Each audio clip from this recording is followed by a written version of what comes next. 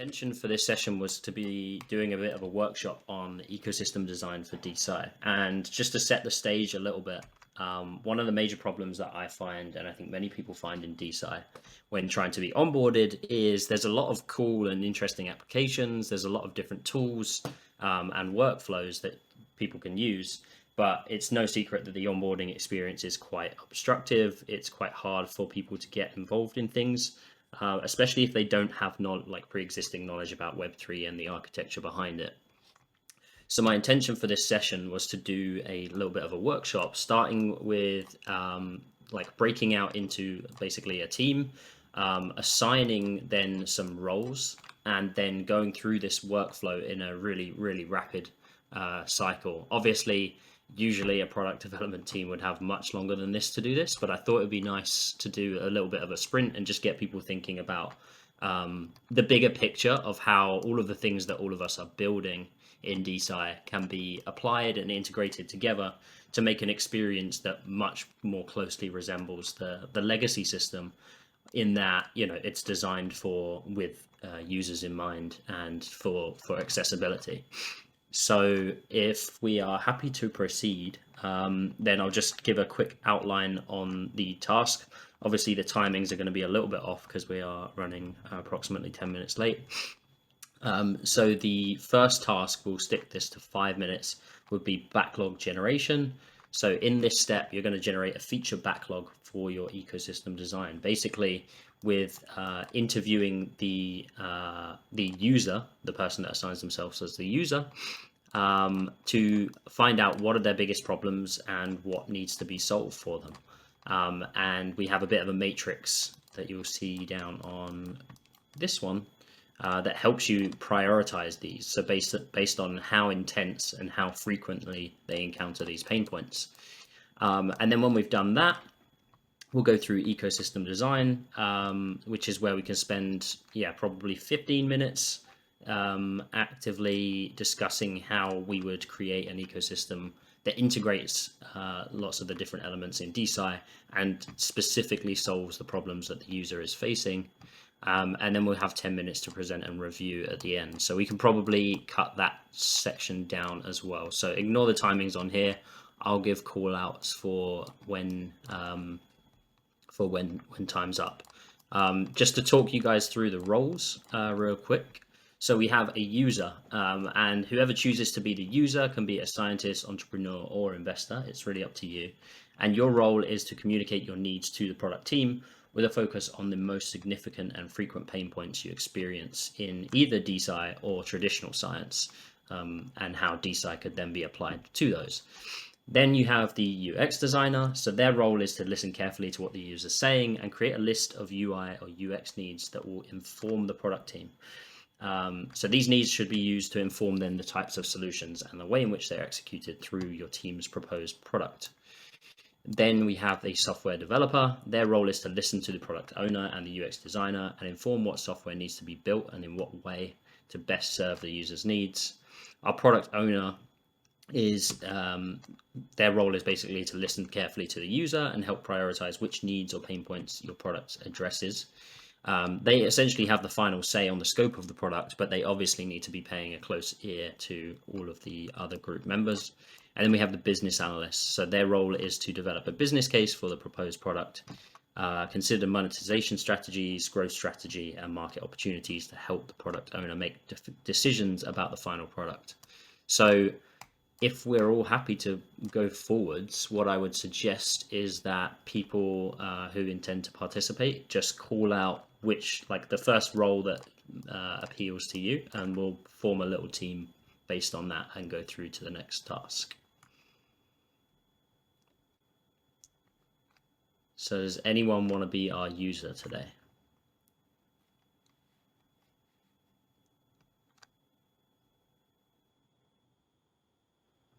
Okay, awesome. Varam is our user. And do you want to pick scientist, entrepreneur, or investor?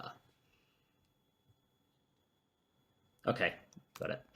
And then we have a UX designer. Does anyone want to take on this role?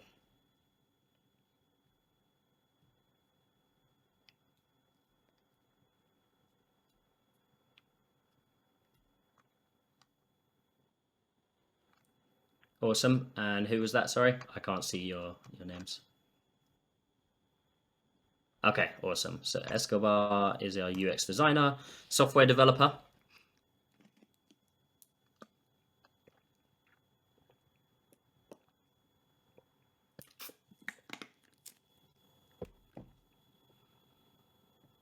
Okay, we'll leave that one for now. Product owner.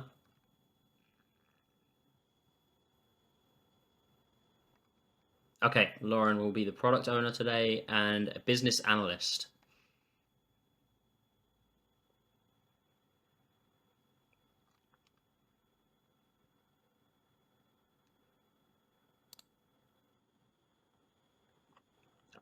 Okay, yep. So you've gone to business analyst. So we have then left UX designer and product software developer.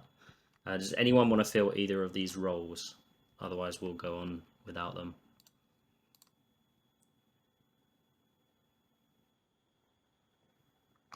Okay, you can play yeah. What was the first one you said? You said user. Yeah, actually that will make sense. So you can be both the user and then maybe you can be the UX designer for yourself as well. Okay, cool. Then in that case, I will be the software developer, although that is not my technical background, so I'll do my very best. Okay, so we have our team, and the task at hand is first to interview our user and figure out what are the pain points that they're experiencing. So I'm just going to pop the, how can I put this? Yeah, so here's the Miro board link in the chat, and everybody can join that one. Once you're in, we'll get going on interviewing our user.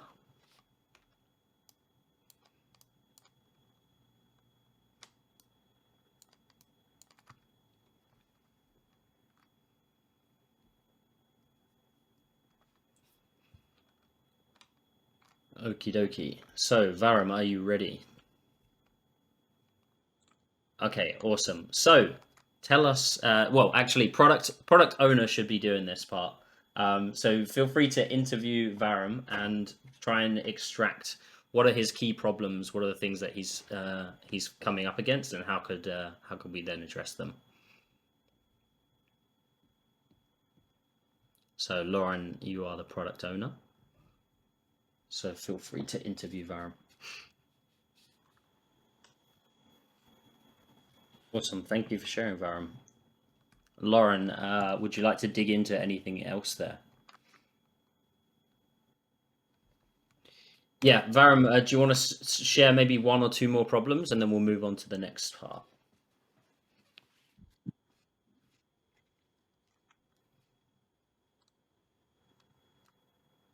Oh, who's that? Oh, hey, Kevin. How you doing? Awesome. Yeah, no, that's a really great start, I think.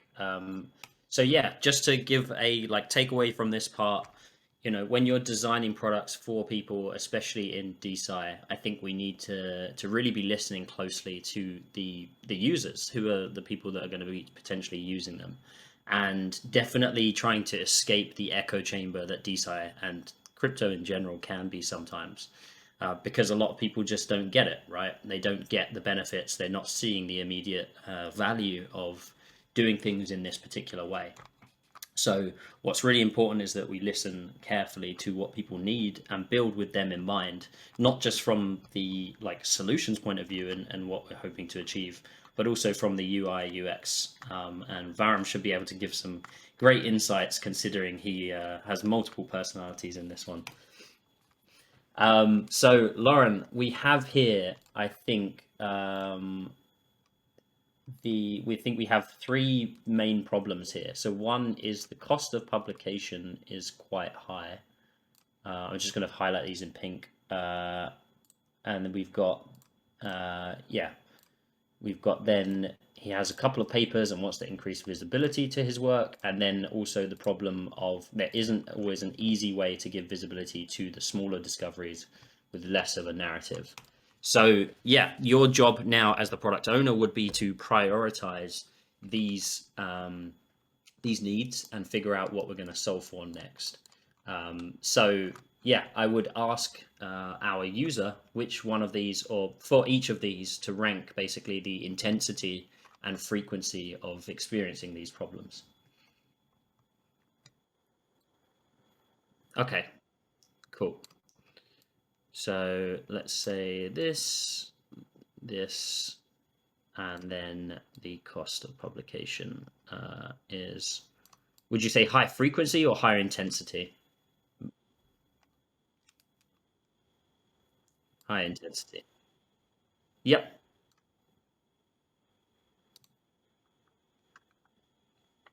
Yeah, yeah, yeah. Yeah, so this is a interactive workshop. Currently, Varam has two roles, so you can feel free to take over one of his roles. So currently, he's both representing the user and the UX designer, but maybe Kevin, you can be the UX designer.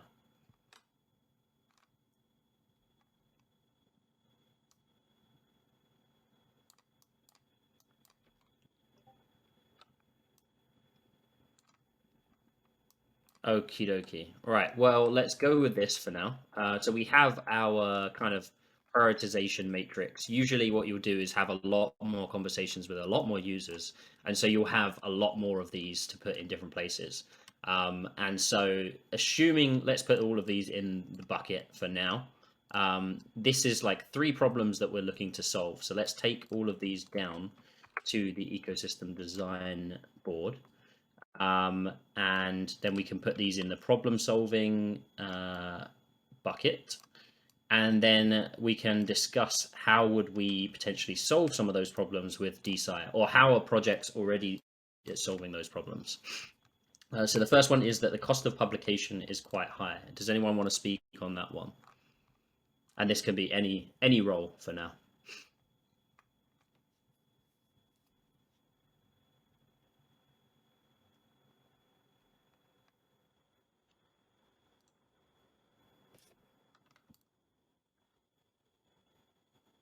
The question is, how will DeSci solve this problem, or how is it already doing so? So we can look at what already exists on the solution space, what needs to be developed, and then how we can incorporate this into a single experience.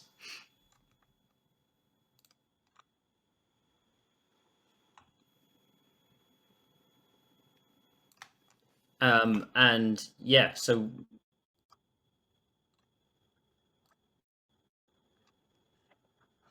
yeah,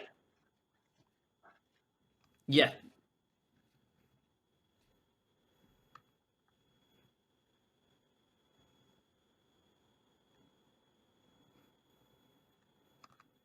yeah. Uh,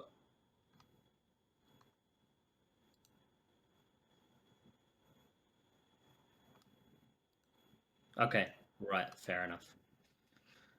Okay, we'll proceed as we were anyway. So Lauren, maybe you want to give some perspectives on how we might solve this problem with the cost of publication being quite high, or how you've seen it solved in the past.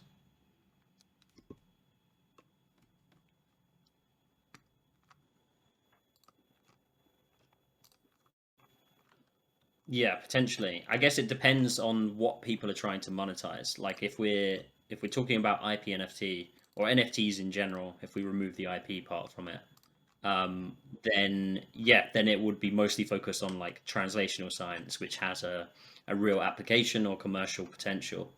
But you can also create an NFT for basic science. So would there be an incentive to monetize that, or like to make, to have some mechanism which then makes publishing costs justifiable or completely eliminates them?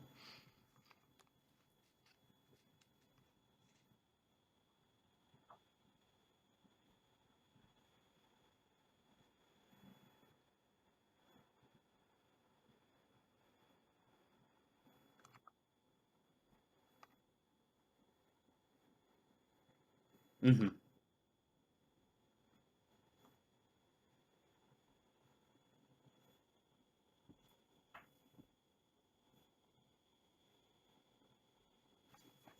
Okay, cool. So that's a limitation in our design.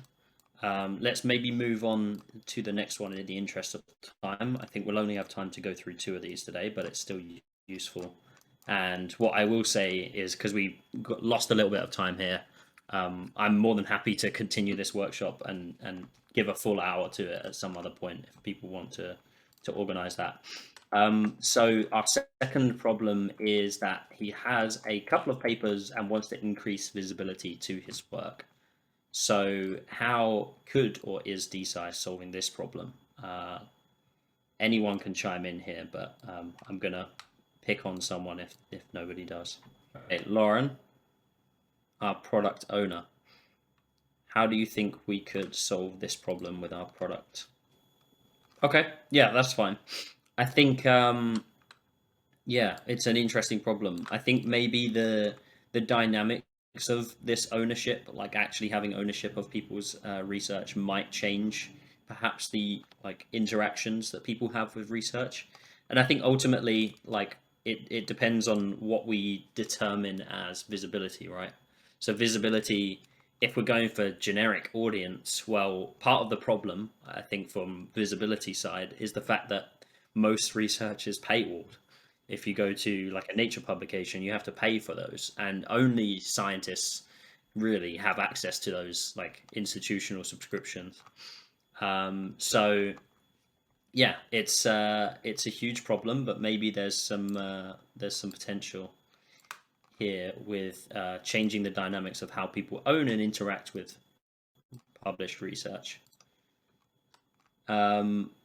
So yeah, maybe this isn't a problem we can solve right now, but given that we've only got 5 minutes left, I think we can think about this whole like our ecosystem as being an IP NFT ownership platform, IP NFT publishing platform. So if this was the case, Varam, could you tell us, from your perspective as a scientist, what UI or UX considerations are really important to you?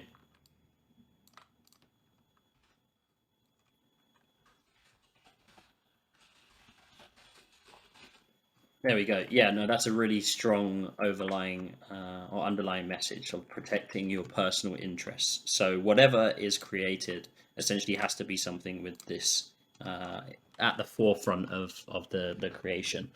And I think, yeah, answering some of these questions would be the next steps in figuring out what would actually be built and what it would look like and feel like to interact with. So what we can do is maybe answer some of these questions in the last minutes that we have remaining.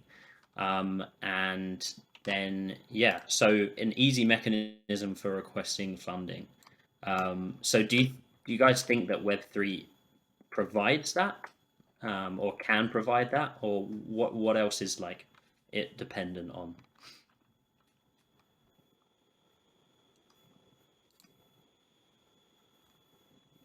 Yeah. Yeah, no, definitely a barrier. So something that removes or abstracts the complexities of Web3 then would be of interest to you, I'm guessing, right? Yeah.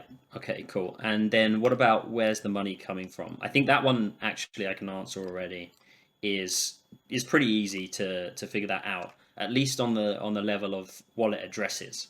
In terms of identifying who those wallets belong to, that's a different story. But if it's a fundamental feature of this platform that we're building, or hypothesizing on, if it's a fundamental feature that someone wants to know where the money is coming from, then you can build with that in mind. For example, only allowing transactions between verified or KYC'd wallet addresses, so that you can actually identify a human source of that money. How does that sound, Varam, to you?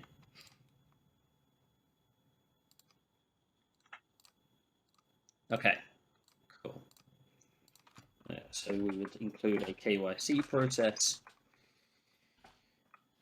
And then is it only funding for the publication or the research? Now we've only got a minute left, so I want to quickly touch on that one. Like, Varam, would you have a preference, or is it just that you would like to know one way or the other?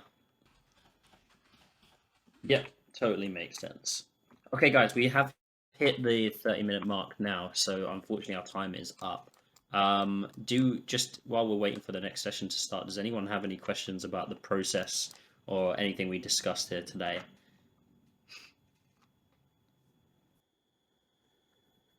Yeah, awesome. Yeah, let's I think you should be able to find me on Telegram. So drop me a message and we can stay in touch. Yeah, yeah, absolutely. Would be happy to do so. Just yeah, feel free to drop me a message. In fact, I can put my let me just put my Telegram ID here in the chat. And yeah, anyone can drop me a message and we can set something up. Thank you all for participating.